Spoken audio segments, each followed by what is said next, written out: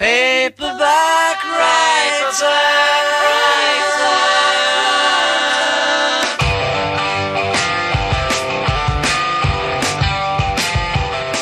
Good afternoon, everybody. I hope you guys are having an excellent start to your Monday and that your weekend was awesome.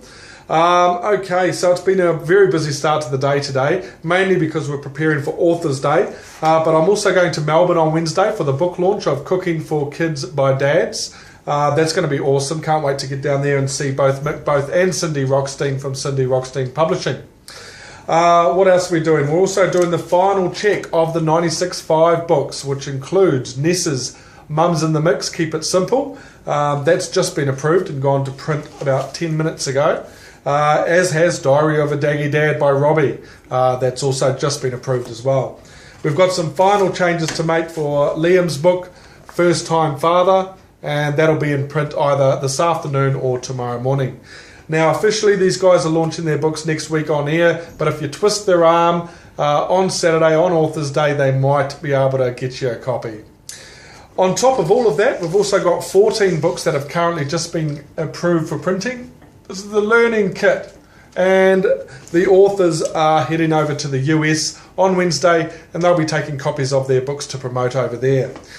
We've also got a couple of books that have just gone into the publishing process. One's called Idle Sin, and the other is The Golden Stiletto. Now, both of those are a little bit risque, R18 rated, so yeah, it must be the time of the year. Anyway, we would like to show you guys a bit of a montage of the authors and their books for Authors' Day.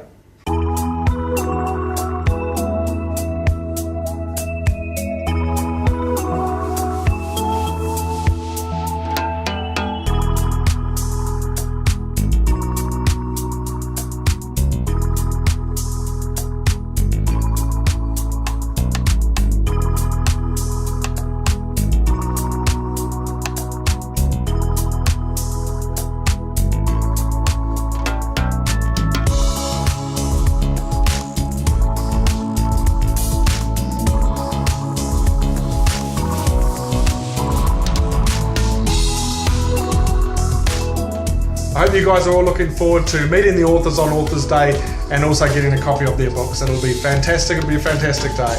Okay, now the one thing I want to talk about just briefly is in 2010 I won an award for awesome service. And I have a bit of a joke with Mitch, who is the owner and creator and co-author of Fatty the Rat Rod, about how I won an award for awesomeness. And as much as I joke about it, as much as I take it in my stride, I found an interview on News Talk ZB in New Zealand soon after I actually received the award. And what I like about it is the synchronicity that the principles that I had back in New Zealand on how I felt working with authors was all about is already here. It has already been here at InHouse for years. So that's just amazing, and I want to share that with you guys. So check out the interview, have an awesome week, and I'm so looking forward to seeing you all on Authors' Day. Talk soon. News Talk ZB with Andrew Dickens in for Paul Holmes. And News Talk ZB, along with the Sunday Star Times and others, has been proud to be part of an initiative called the Kiora Mai Awesome Service Award. And for 2010, we're announcing the supreme winner right now, and it'll also be announced in the Sunday Star Times tomorrow. Over 40 people made the shortlist, and the winner has been selected. And we welcome to the program his name, Ocean Reeve from Taranaki. G'day, my friend. How are you? Very good. Congratulations, Ocean. Thank you very much. Now, I've worked with you before, in fact. You run Publish Me, Print and Publish. Now, what is that? Yeah, I'm a client manager there. Publish Me is a company that helps independent authors, self-published authors, produce their work, realise their publishing dreams, get out there and market it, and celebrate the success of it. They say that New Zealanders write more books than any other country in the world, but often it's very hard to actually get the publishing deal, to get the support and backing from a big company. But if you have a book that is just itching to get out, this is the way to do it. Absolutely, because there's been a big change in the publishing industry over the last few years. A lot of great writers don't get a look in the general publishing houses, because they're looking for maximum profit, of course.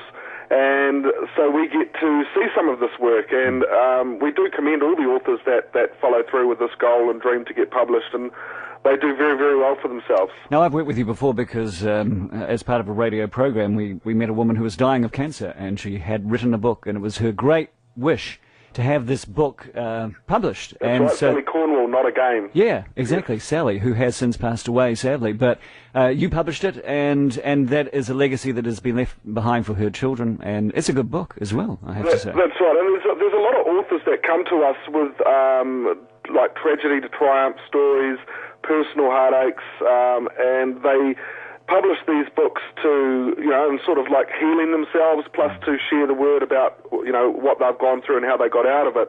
And it's hard work. It's enjoyable work to see the smiles on their faces and see how it's helped them. And the lady that nominated me for the award, Anne Kidd, is one of those people. And yes. Now, Anne wrote a book called "You're a Dick Mummy." That's right. Which is a great title, right? It is. You're a dick mummy. The first words her son said to her when he was able to speak after the accident. He had a serious brain injury, and of course the rehabilitation was long and arduous, and she has written a great book, which will be a great help to anybody.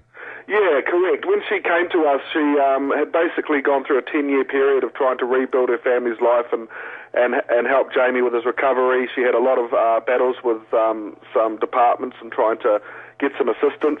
And she wrote the book for herself more than anything. And when she talked to me about it, I really saw a market for it, particularly for the youth. His accident was caused because of drunk driving, so I felt that it would really put it out there as this is the repercussions of such actions. And I worked with her for about 12 to 18 months and supporting her and giving her some confidence, ensuring she was doing the right thing. And now that it's out there and hitting the marketplace, the feedback she's got has been phenomenal. And the whole Kia Ora Mai Awesome Service Awards, they're fantastic. But I share that with her because of what she's done. Yes, well, in her nomination, in the nomination she wrote about you, she said that your support was life-changing. Yeah, she called me like cheaper than a psychologist, I think she said. Yeah. I didn't really fully get that until, I'd say, midway through last year after the March nomination through the Kia Ora Mai Awesome Service. And that's what I said before. There's a lot of authors that come here and they need to have that conversation. They need to have that confidence in themselves that they're doing the right thing. And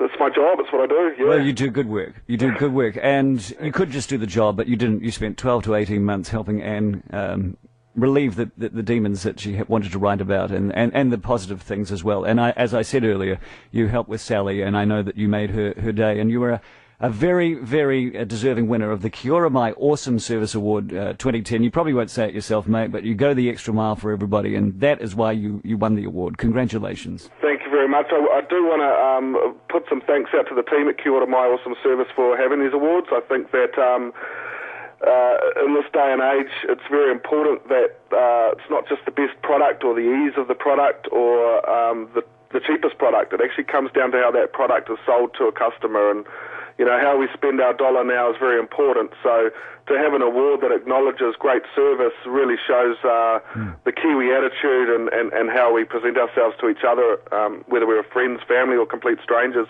Good on you, Ocean. Congratulations again. Ocean Reeve, the winner of the Kia Ora Mai Awesome Service Award 2010, and that award is supported by News Talk ZB and also by the Sunday Star Times, in a full article in tomorrow's paper. I can change it round, and I want to be a paperback writer.